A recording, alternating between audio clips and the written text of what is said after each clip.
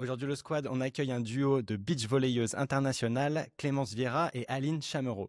Elles sont partenaires sur le sable depuis plusieurs années et ensemble, elles ont participé aux Jeux Olympiques de Paris 2024, une aventure hors norme qui les a amenées à jouer sous la Tour Eiffel devant un public conquis. Comment on se prépare pour un événement aussi gigantesque? Comment on gère la pression, la fatigue, les blessures tout au long de la carrière?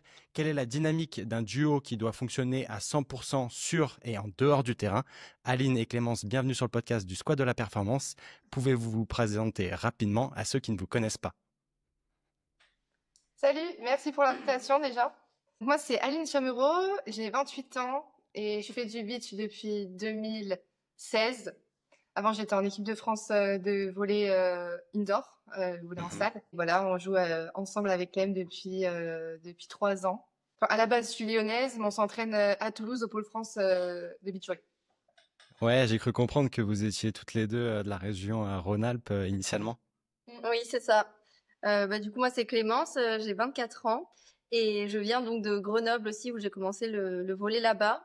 Et puis, je suis en équipe de France de beach volley depuis 8 ans. J'ai fait toutes les catégories jeunes et maintenant, ça fait 4 ans que je joue avec Aline, qu'on a fait ce premier cycle olympique avec les Jeux de Paris 2024 au bout. Et voilà, à côté, je suis étudiante à l'INSA en école d'ingénieur. Et moi aussi, je suis étudiante, je fais un MBA en ligne de marketing et développement commercial et je travaille en alternance en parallèle. Ouais, donc j'imagine qu'il y a un double projet derrière, ce qui est, il me semble hyper intéressant. C'est des choses dont j'avais déjà parlé avec pas mal de confrères et consoeurs. Vous avez dit que donc vous étiez dans le beach volley, mais avant ça, vous étiez dans le volley plus classique en salle. Qu'est-ce qui vous a chacune initialement attiré vers le beach volley et comment vous avez décidé de former une équipe ensemble? Pour la transition du volley au beach volley, pour ma part, c'est que je trouvais ça hyper intéressant d'être que deux sur le terrain, d'avoir plus de responsabilités. Et en fait, tu touches tout le temps la balle. Physiquement aussi, il y a une dimension, je trouve, qui est supérieure parce que bah, ça se joue dans le sable. Les dimensions du terrain, c'est quasiment les mêmes que le volley en salle, sauf que t'es que deux, donc ça veut dire que ben il faut un peu courir de partout. Donc moi j'adorais cette notion de vraiment être complète, aborder toutes les facettes du sport, que ce soit technique, tactique, mentale. On n'a pas de coach sur le terrain, donc bah pareil, il faut qu'on sache gérer tout ce qui est tactique, stratégie et communication entre nous. Enfin voilà, je trouvais que c'était hyper complet et que il y avait tellement de choses à apprendre, ça m'a attiré ouais, directement. Ok. Et toi, Aline? Bah moi, pour l'anecdote, au départ, j'ai détesté le beach volley. J'avais essayé comme ça quand j'étais en équipe de France de salle et je trouvais ça juste trop dur. Je voyais pas l'intérêt, je pouvais pas frapper le ballon comme je voulais. Et finalement, en fait, j'ai adoré parce que c'est un sport qui se ressemble, mais c'est un sport en fait complètement différent du volley en salle. C'est quasiment un sport individuel. Moi, c'est ce côté-là qui m'a plu. Donc, je pense qu'il y a un côté voilà de personnalité qui joue là-dedans. Moi, je me sentais un peu plus proche de ce sport-là, où il y a c'est un sport individuel, mais de très forte collaboration avec sa partenaire. Et j'ai aimé aussi le système de tournoi en fait que tu retrouves comme au tennis où on part pour le tournoi. L'objectif c'est d'aller plus loin dans le tournoi à chaque fois. En salle, on se déplace beaucoup pour faire un match. Voilà, en gros, ça c'est des trucs qui m'ont vraiment plu en plus que de tout ce que Clem a déjà expliqué. Ouais, c'est hyper intéressant parce qu'effectivement, on pourrait faire l'amalgame de penser que le beach volley est vraiment très similaire au volley en salle, et pour autant, en fait, vous nous montrez qu'il y a pas mal de différences. Et c'est vrai que pour m'être beaucoup intéressé au beach volley pour préparer cette interview, j'ai cru comprendre que il y a des sports collectifs qu'on connaît tous, il y a des sports individuels qu'on connaît tous également, et le beach volley se retrouve un petit peu entre les deux. Comment la paire, elle s'est formée? Est-ce que c'est un choix d'Aline parce que je crois savoir que c'est toi la plus capée, ou c'est un choix de coach? C'est un choix de tout le monde. Voilà. Après, il faut savoir que en France, on n'a pas énormément de viviers dans lequel on peut piocher des joueurs. Donc en fait, il y avait quelques jeunes qui s'entraînaient au pôle France, puisque à Toulouse, il y avait le pôle France senior et le pôle France jeune. Et en fait, j'ai eu de la chance que parmi le peu de joueuses qu'il y avait en réserve, j'ai pu en fait trouver Clémence qui était au-delà d'être une joueuse à très gros potentiel, j'ai découvert au fur et à mesure une joueuse avec qui ça matchait vraiment Mhm. sur le terrain. Et on a découvert après par la suite en plus que ça matchait en dehors. Donc voilà, c'est des tests, c'est les coachs aussi qui donnent leur avis. C'est moi bien sûr qui donne mon avis et Clémence aussi. Tout ça a fait qu'on a joué en fait naturellement. Ça s'est fait, on a accepté de jouer ensemble et c'était plutôt une évidence en fait. Mhm.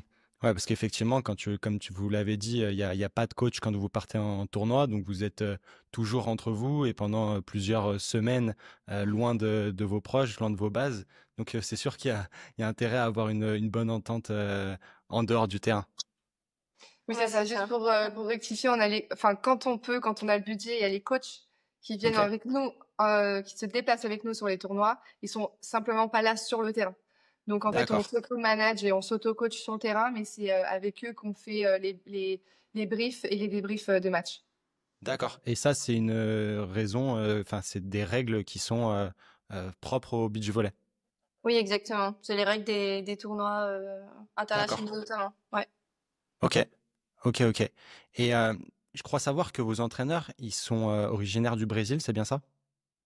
Alors non, plus maintenant, mais pour Ok, le dernier cycle olympique, enfin les 2 derniers d'ailleurs, il y avait, ouais, 2 coachs, brésiliens, qui sont venus du coup, pour renforcer un peu le projet, olympique, français. Et donc ouais, pour la dernière olympiade, on avait, 2 coachs brésiliens et un coach français, Arnaud Loiseau, qui est maintenant est devenu notre coach, principal. Donc en gros, d'accord. après Paris, il y a eu changement. Mais après, c'est vrai que ça a vraiment fait évoluer le beach volley en France, l'arrivée de ces coachs brésiliens. Parce que c'est des Brésiliens, le beach volley, il y a une culture du beach volley qui est énorme au Brésil. Donc ça a complètement changé. Enfin, je pense qu'Aline pourra en parler encore mieux parce que là, elle était Ouais, déjà senior quand ils sont arrivés. est-ce que Ouais, vous pouvez nous partager les impacts un petit peu significatifs que ça a pu avoir sur votre carrière et sur votre jeu? Ouais, moi, du coup, j'étais en équipe de France, donc à ce moment-là, enfin, de beach senior, j'avais déjà un peu commencé. Et en fait, j'ai vécu la transition de près puisque voilà, en 2018, ils ont engagé un coach principal et un adjoint qui s'occupaient aussi de la partie physique. Et tous les deux brésiliens, en fait, ils ont essayé pendant de nombreux mois de nous inculquer leur méthode de travail, leur mentalité. Et en fait, ça a été très, très, très dur parce qu'en fait, il y a beaucoup de choses qu'on comprenait pas, beaucoup de choses nouvelles. Ça nous paraissait physiquement et psychologiquement assez, assez dur. Et en fait, tout s'est un petit peu décanté quand on est arrivé en stage au Brésil, où en fait ils nous ont montré, ils nous ont intégré à des entraînements avec des Brésiliennes, et on a dit ah oui, d'accord, c'est ça qu'ils veulent dire. Ça a été un grand tournant pour toutes les équipes de France de beach. Et en fait, on découvre tout un travail physique adapté au beach, enfin spécifique au sport. Il y a aussi toute la mentalité d'aller chercher l'efficace, de travailler l'endurance technique. Voilà, ça a été beaucoup de choses nouvelles pour nous et ça nous a permis de tous énormément augmenter notre classement international. Et en plus, ce Ok. qui est super, c'est que là, notre coach principal, Arnaud Loiseau, il était du coup adjoint sur ce dernier cycle olympique avec les coachs brésiliens. Donc en fait, maintenant, il a vraiment imprégné toute cette culture. Il y a eu vraiment une transmission donc des coachs Mhm. brésiliens jusqu'à lui. Donc c'est vrai qu'il y a quand même une continuité dans le travail. Donc ça, on en est vraiment contente. Et en plus, on a aussi Youssef Krou qui nous entraîne et qui est un ancien joueur qui a fait les Jeux de Paris et donc là qui passe coach. Mhm. Donc voilà, on a quand même une continuité et ça c'est super. Ouais, trop bien. Ouais, je me souviens. Euh, et vous parliez donc comme quoi donc les coachs sont pas sur le terrain, qu'il y a un aspect de débrief qui peut se faire du coup post-match. Est-ce que l'analyse vidéo, elle joue un rôle crucial dans cette préparation et dans l'analyse de vos matchs? Oui, il y a deux choses différentes. Il y a l'analyse. Donc en fait, quand on va parler des matchs, ça va être l'analyse des adversaires. Donc Mhm. on se retrouve un peu toutes les mêmes équipes sur tous les tournois en fonction des niveaux. Donc en fait, on va apprendre, on va étudier les équipes, comment elles jouent, quels sont les coups favoris de chaque joueuse, quelles sont les faiblesses, qu'est-ce qu'on va pouvoir attaquer pendant le match. Donc c'est ça qu'on va regarder pendant les périodes de match et en amont pour préparer les compétitions. Et après, il y a tout ce qui est travail aussi de développement. On va filmer nos entraînements nous, regarder peut-être des matchs pour s'inspirer. Voilà, il y a ces deux paramètres qu'on utilise pas mal. Et c'est vrai Ok. que là, ces dernières années, il y a quand même une montée en puissance l'utilisation des statistiques et de logiciels. Et en fait, maintenant, il y a des logiciels tout faits où tu télécharges les matchs et ça te sort les statistiques sur Mm. les joueuses et tout. Donc, c'est vrai que maintenant, ça s'utilise de plus en plus parce que ben, la technologie se développe et c'est de plus en plus facile. Donc, c'est vrai que maintenant, tu peux avoir accès plus facilement à peut-être des statistiques sur les autres joueuses, etc. Donc c'est vrai que maintenant ça fait quand même partie de la préparation d'un match. Ouais. C'est sûr que ça reste important. Et en fait, c'est très important parce que, comme on t'expliquait tout à l'heure, on n'a pas de coach sur le terrain. Ça veut dire que c'est à nous d'adapter les stratégies pendant le match. Donc, en fait, Mm. on a intérêt à avoir préparé le sujet et à s'attendre à telle possibilité pour pouvoir, en fait, s'adapter beaucoup plus vite. Parce que finalement, c'est ça le beach. Il y a une part mentale très forte et une part stratégique qui est souvent liée parce qu'en fait, si tu veux reconnaître les situations, il faut être lucide, donc il faut être mentalement bien préparé. Et peut-être qu'on en parlera tout à l'heure aussi, mais on a aussi des coachs, des préparatrices Ouais. mentales. Donc c'est très important de connaître les joueuses avant d'entamer un match. Ok, on parlera bien évidemment de prépa mentale parce que j'avais vu là, cette notion-là que vous étiez suivi et je trouve ça top. Et j'imagine qu'il y a forcément énormément de communication qui doit être faite entre vous déjà pendant même le jeu, mais même entre les jeux, quoi. Oui, ouais, ouais, carrément. Mais on a beaucoup travaillé bah, dès le début. C'est vrai que nous, en fait, on a commencé à jouer ensemble. Notre première vraie saison, c'était en 2022. Donc c'est vrai que c'était hyper court en termes d'expérience d'équipe par rapport aux les Jeux Olympiques. On n'avait que 2 ans pour se préparer. Donc c'est vrai qu'on a dû faire un gros travail pour apprendre à communiquer, apprendre à se dire les choses, savoir ce que l'autre elle a besoin, savoir expliquer ce que toi tu as besoin. Et ça, on travaille toujours dessus. Mais en fait, c'est essentiel parce que des fois, c'est juste un mot pendant le match qui peut faire la différence, qui peut faire Mhm. capter un truc à ta partenaire, qui peut remettre en jeu le match et tout. Donc c'est quelque chose qu'on essaie toujours de travailler et de progresser dessus. Et donc pour ça, bah, on a beaucoup parlé, puis on a fait carrément de la préparation mentale toutes les deux, des séances de groupe, la thérapie de Séance groupe. de couple. Voilà. Non, mais justement, est-ce que c'est des séances uniquement à deux ou parfois vous faites aussi des séances à titre individuel? Non, on fait individuel et à deux aussi. D'accord. Parce que on traite nos problématiques personnelles parce que bah, on n'a pas les mêmes personnalités, on n'a pas les Bien mêmes sûr. besoins, etc. Et après, des fois, on fait du collectif pour bah, travailler plus spécifiquement un thème. Bah, souvent, c'est lié à la communication quand même. Mm. Ouais.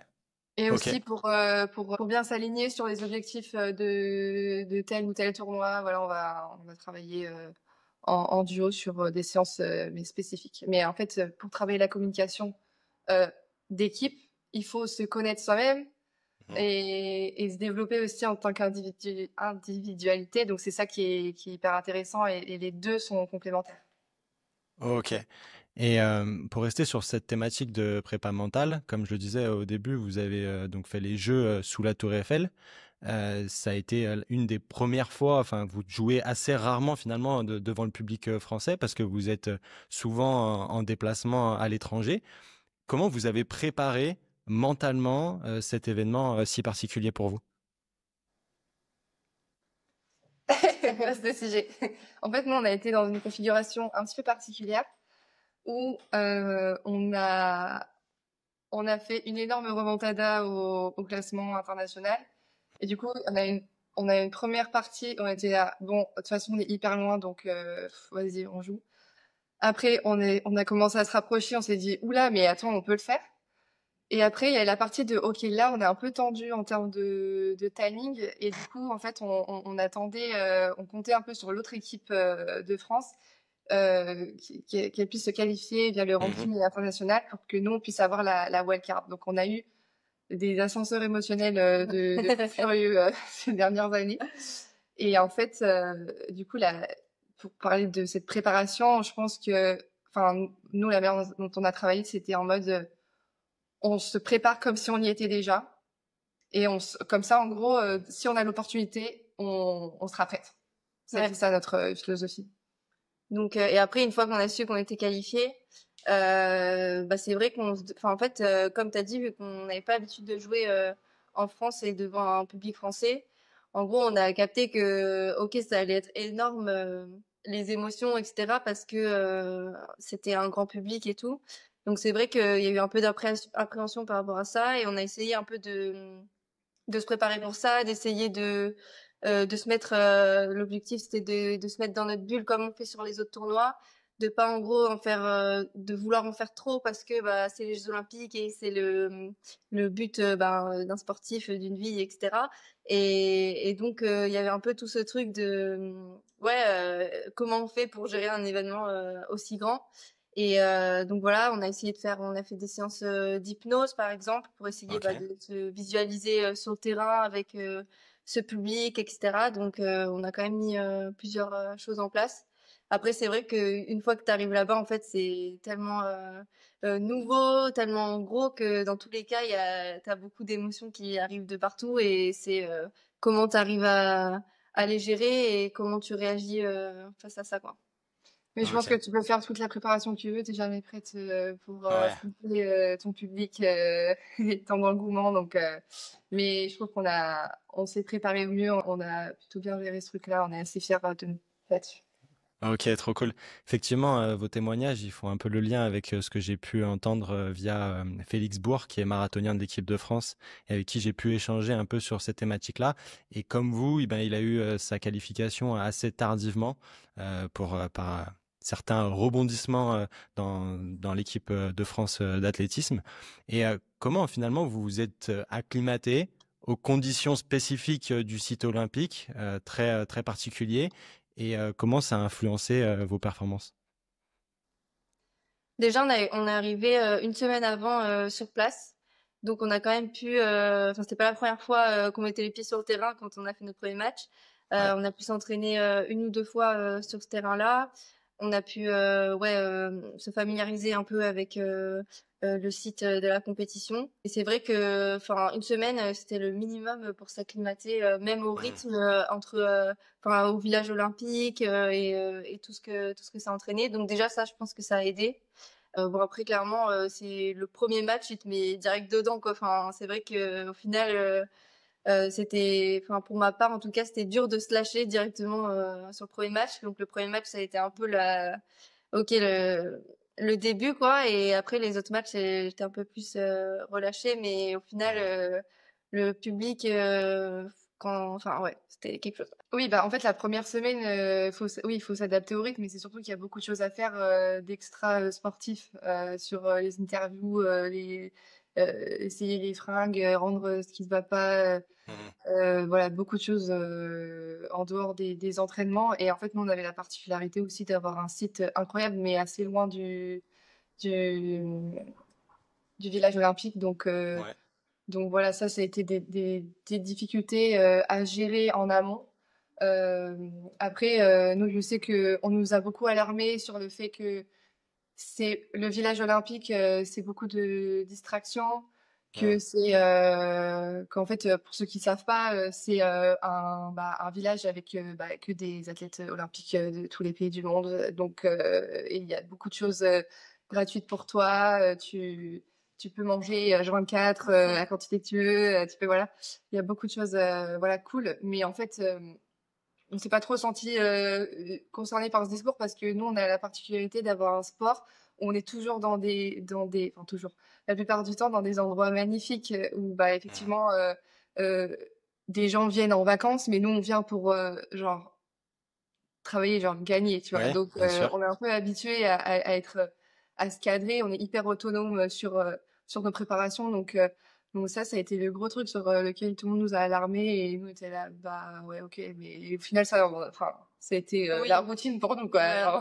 D'accord. Ouais. Parce que c'est effectivement, j'ai échangé avec Alexis Gendard, le plongeur français, Ouais. qui lui aussi me parlait de ce village olympique où il y avait beaucoup, comme tu disais, Aline, de distractions. Il y a beaucoup de monde. Et puis il y a des compétitions à longueur de journée avec forcément les émotions à prendre à droite, à gauche et qui sont parfois, enfin, positives et négatives, mais qui sont pas forcément toujours bonnes à prendre. Malgré tout, j'imagine que vous avez fait comme même des rencontres avec des athlètes français ou même internationaux. Est-ce qu'il y a eu des moments inoubliables que vous avez pu vivre en dehors du terrain? Euh, En dehors, En dehors du terrain, pas tellement Ou, en vrai. ou même pendant, hein? Est-ce qu'il y a une anecdote que vous pourriez nous partager sur le terrain? sur le terrain, c'est impossible de décrire ce qu'on a vécu. C'était Il y a Snoop Dogg qui a vu notre match. ouais, c'était vraiment trop chaud.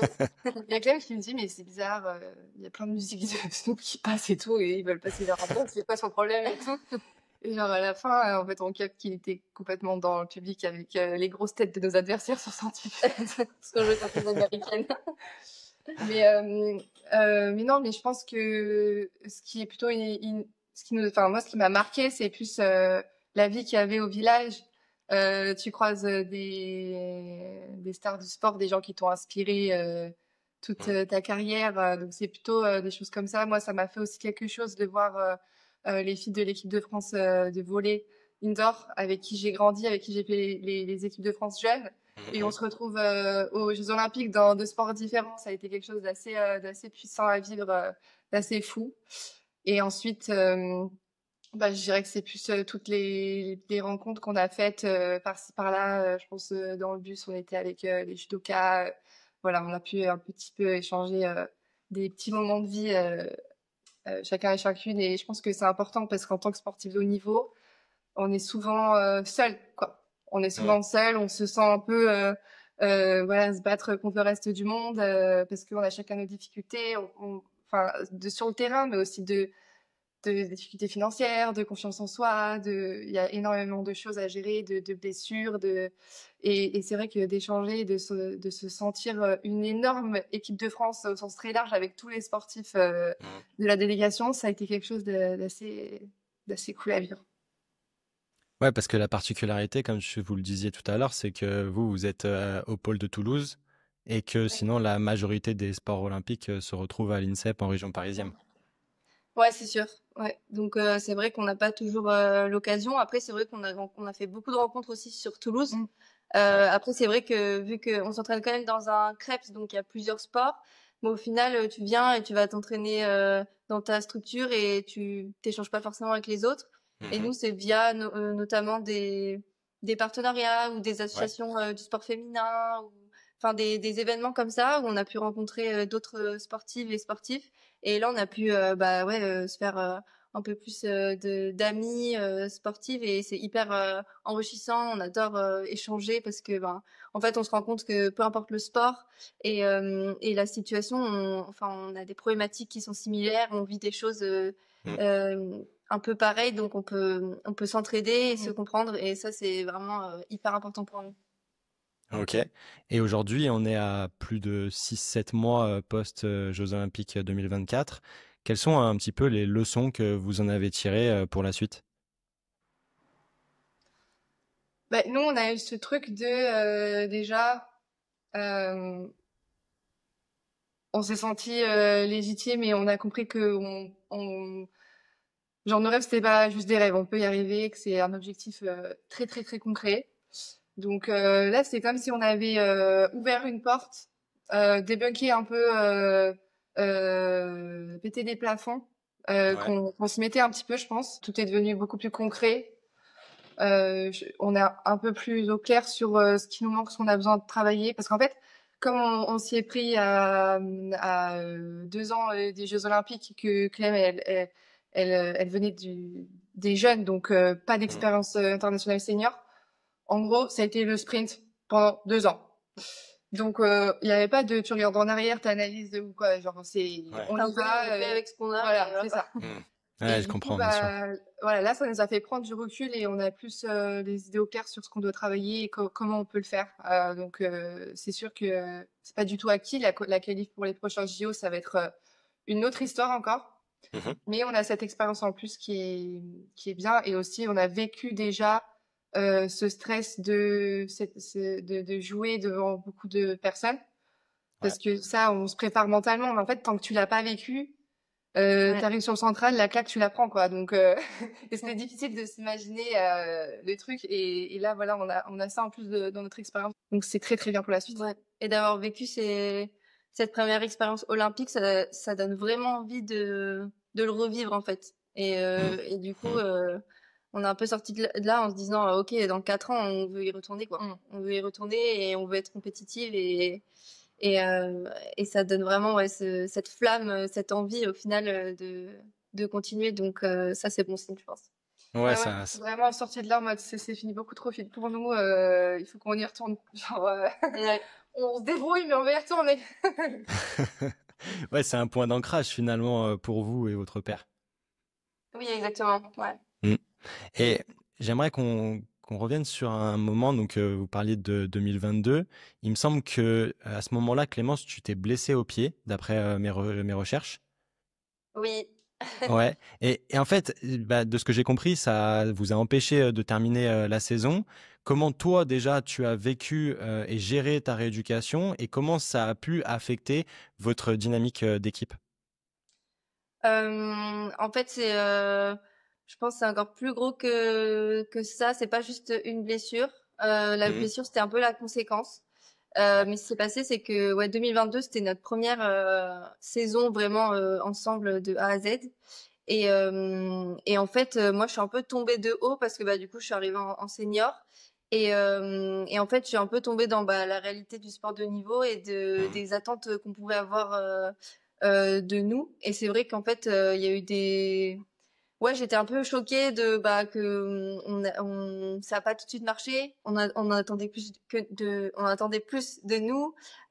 Du coup, ben c'était dur mentalement parce que ben ok, c'est pas assez, mais enfin on débute, donc comment on fait? En gros, on n'avait pas le temps de se développer, mais d'un autre côté, on attendait des résultats de nous. Donc c'est vrai que enfin ça a été beaucoup de pression, d'informations à gérer. Et cette fin de saison 2022, on arrive quand même à se qualifier sur des tournois de fin de saison.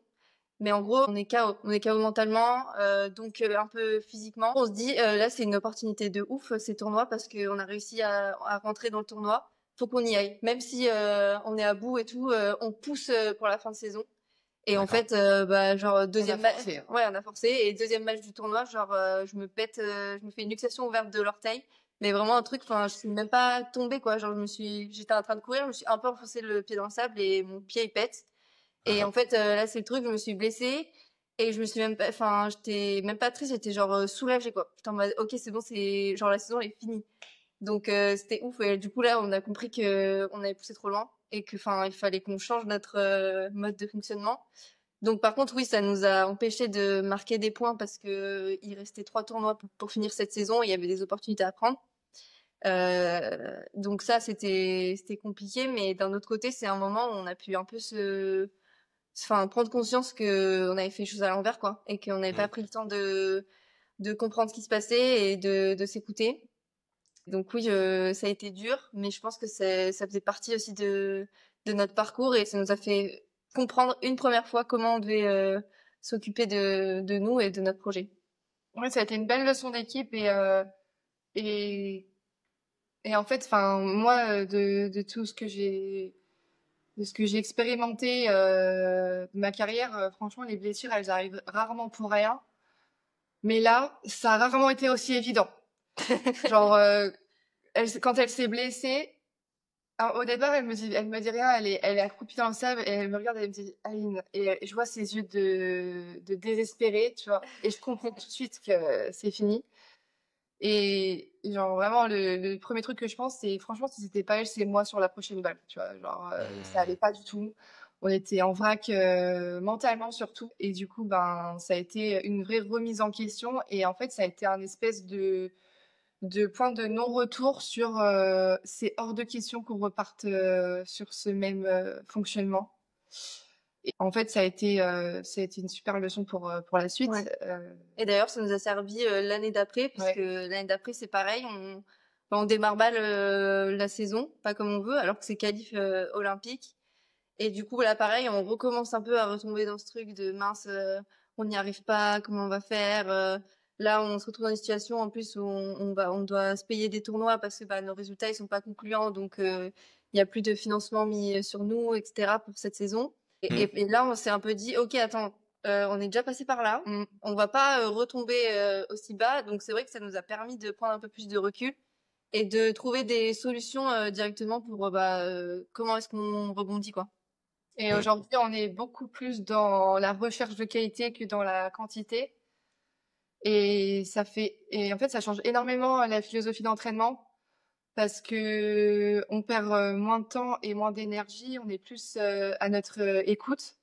Et ça, c'est quelque chose de très difficile pour des sportifs de haut niveau parce que le but du jeu, c'est d'être le meilleur et de gagner. Donc, la quantité de travail, elle doit être là. Mais le problème, c'est que même s'il faut réussir à travailler avec un assez de souffrance, de douleur, de dépassement de soi, quand tu sais que c'est de la mauvaise souffrance, tu le sens au fond de toi. Il faut juste être prêt à l'écouter, à l'entendre et à se dire, ok, on est dans le rush parce que les jeux, c'est demain. Mais là, si on continue comme ça, on va dans le mur et on a déjà pris le mur en pleine face. Et voilà, il était hors de question qu'on le reprenne. Donc, ça a été vraiment très important dans notre histoire d'équipe. Ok, c'est assez rafraîchissant de vous écouter et de voir aussi le point de vue, enfin ton point de vue, Aline, en tant que binôme, parce que bah pareil, je reparle d'Alexis Gendard qui lui s'est rompu le tendon d'Achille et qui a vécu ça un petit peu aussi comme un soulagement à une période de sa carrière. Comme il l'expliquait, ça arrivait sur un bon moment, un bon timing au niveau du calendrier, mais pour autant, il nous partageait aussi ces choses-là et je trouve ça assez sympa dans le sens où bah voilà, quand il y a une blessure, c'est pas toujours évident et de faire le point, comme vous le disiez, sur votre situation et d'essayer d'en tirer les bénéfices, c'est plutôt rafraîchissant. Mais malgré tout, donc on disait que votre sport a la particularité d'être entre le collectif et l'individuel. Quand l'une d'entre vous se blesse comme cela, qu'est-ce qui se passe pour l'autre binôme? En fait, on travaille différemment. Donc, je me suis entraînée un peu toute seule. Là, en l'occurrence, après cette blessure-là, on a pris une semaine off où on est allé revoir la famille et se rappeler un petit peu de qui on était parce qu'on était complètement à la masse. Et sinon, là, plus récemment, sur les dernières compétitions, il y a eu une petite collision pendant un match et j'ai pété le coude en fait. Voilà. Donc, du coup, pareil. En fait, là, c'était un cas de figure où c'est forfait. Enfin, on a arrêté le tournoi et en plus c'était fin de saison, donc on est parti en vacances. Mais là, en l'occurrence, sur le coude, on a décidé de pas faire forfait. Donc, du coup, sur le terrain, il n'y a pas de coach, mais il n'y a pas de remplaçante non plus. Donc, il faut adapter. Il faut essayer de développer des stratégies internes pour gérer ça. Et ensuite, une fois qu'on a fini la compétition, Clément elle est en rééducation et moi, je m'entraîne de mon côté. Et en fait, c'est aussi important de ces moments en fait où on travaille chacune de notre côté parce que ça fait prendre un peu du recul aussi sur les situations. Ça nous permet de travailler de différentes manières et je trouve que c'est toujours enrichissant, c'est toujours des opportunités de travail. Donc voilà, la vie continue, juste on s'adapte quoi. Hein. Ouais, c'est clair. Et après aussi la chance, on va dire qu'on a eu, c'est que ces blessures, elles sont arrivées en fin de saison. Donc c'est vrai qu'en fait, dans tous les cas, il y avait 2 mois où, par la suite, où il n'y avait pas de tournoi, ça faisait rater 2-3 tournois de fin de saison.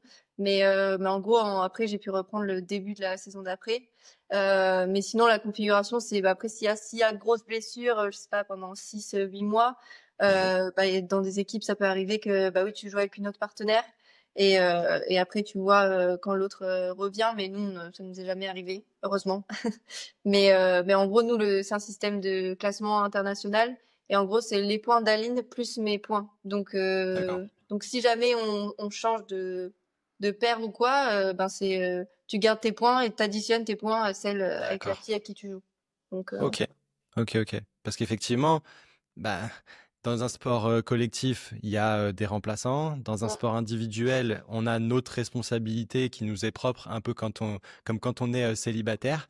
Et puis vous, ben justement, vous avez aussi la responsabilité de votre binôme, un peu comme quand on est en couple ou avec des enfants, où en fait on peut pas avoir une réflexion uniquement sur soi-même parce qu'il y a un impact malgré tout sur l'autre. Ok. Euh, Aujourd'hui, comment vous percevez votre rôle dans le développement et la promotion du beach volley féminin en France? On est en mission. Non, non, mais en vrai, on a vraiment à cœur de développer le beach volley. Bah, le sport, en général, toujours parler du sport féminin, mais c'est vrai que le beach volley, ça nous touche encore plus parce que on voit le potentiel qu'a ce sport et que tout ce qu'il y a à faire encore pour le développer en France et on Mm. pense que ça pourrait avoir beaucoup plus d'ampleur. Donc c'est vrai que nous, on essaie beaucoup d'en parler, bah, notamment via les réseaux sociaux et d'un peu d'avoir ce rôle d'ambassadrice déjà, un peu de montrer qu'en fait, premièrement, c'est possible de faire du beach volley en France, Ouais. que c'est un sport de haut niveau, que c'est de plus en plus accessible à tout le monde, qu'il y a de plus en plus de clubs, de pôle espoir, qu'il y a le pôle France à Toulouse, il y a de plus en plus de structures. Donc déjà en fait informer parce que il y a beaucoup de personnes qui sont juste pas au courant, donc qui peuvent même pas se demander est-ce que j'ai envie de faire du beach volley ou pas. Donc déjà en parler. Après, on fait aussi pas mal de travail dans notre région d'où on vient. Donc moi à Grenoble et Aline autour de Lyon.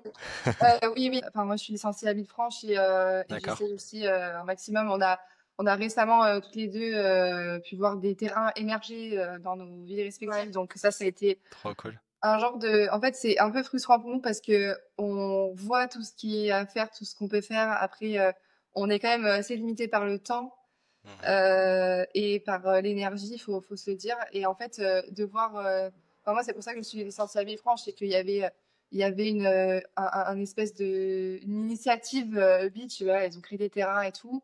Et en fait, nous, le seul truc qu'on peut faire avec le temps et l'énergie qu'on a, c'est genre d'encourager ce genre d'initiative. Porter un projet de nous-mêmes, c'est encore très difficile par rapport à la quantité de travail qu'on a.